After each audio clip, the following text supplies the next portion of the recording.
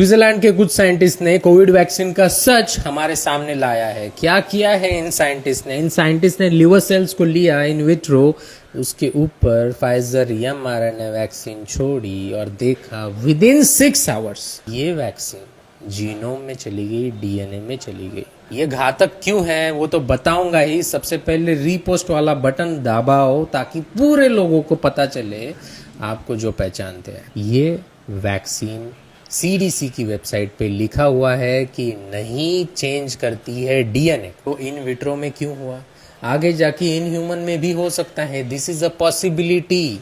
Okay, अभी तो test tube में सेल्स के ऊपर देखा है, बट वेबसाइट के ऊपर क्लियरली मेंशन है ये डीएनए को चेंज नहीं करती है। तो कैसे किया इसने डीएनए को चेंज? रिसर्च है ये, रिसर्च। अगर ये डीएनए हमारे शरीर में है तो फिर भी ठीक है, बट अगर ये डीएनए जा रहा है हमारे ऑफस्प्रिंग्स के शरीर में, यानी कि अगर स्पर्म सेल जो दुनिया का सबसे छोटा सेल होता है और जो ओवम जो दुनिया का सबसे बड़ा सेल होता है, ओके, इसके अंदर का डीएनए अगर चेंज हो गया तो ये हेरिडेटरी इंफॉर्मेशन जा रही है आपके ऑफस्प्रिंग के पास भी। ओके, क्योंकि ये जो ऑक्सीजन है तो पूरे शरीर में घूम रहा है, कहीं पे भी जा सकता है।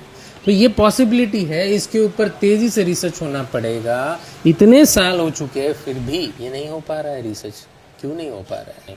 और दूसरी बात ये आती है कि ये जो वैक्सीन है ये अगर हमारे डीएनए को चेंज भी करेगी तो भी हम अगर सही एनवायरनमेंट में है, यानी कि बढ़िया तरीके से एक्सरसाइज, डाइट, फास्टिंग कर रहे हैं, तो भैया एपोप्टोसिस पाथवेज के हेल्प से जो भी डीएनए में म्यूटेशन हुआ है वो म्यूटेशन प्रोटीन्स डिटेक्ट कर सकते हैं, जैसे कि p53 प्रोटीन, और उस सेल को डिस्ट्रॉय करने के लिए पाथवेज चालू कर सकते हैं, प्रोग्राम सेल डेथ। ओके, तो ये करने के लिए तो आपको लाइफ को ऑप्टिमाइज करना ही पड़ेगा। अगर आपको डैमेज हो गया, अगर आप सोच रहे हो कि मुझे इस डैमेज से बचना है, तो 1953 में वाटसन एंड क्लार्क ने पेपर लिखा था नेचर स्टडी में कि भैया डीएनए आर डीऑक्सीराइबोन्यूक्लिक साल्ट्स, यही है हमारा हेरिडेटरी मटेरियल। बहुत इम्पॉर्टेंट है। हमारा शरीर में जो भी चीज़ बनानी है उसका इन्फॉर्मेशन इसी में है। अगर उसको ख़राब तरीके से बनाना है तो भी इसी में चेंज करना पड़ेगा, इसीलिए इसी में चेंज होना बहुत दिक्कत वाली बात है। और जो mRNA है टेक्नोलॉजी बहुत अच्छी है, यूएस के पास है, रशिया के पास है, नई नई वैक्सीन बन रही। प्रिंटर है, प्रिंट कर सकता है बढ़िया बढ़िया वैक्सीन अलग अलग डिसीजेस के लिए। बट किस हद तक ये वैक्सीन सेफ है ये हमें स्टडीज कंटिन्यू करते रहना पड़ेगा।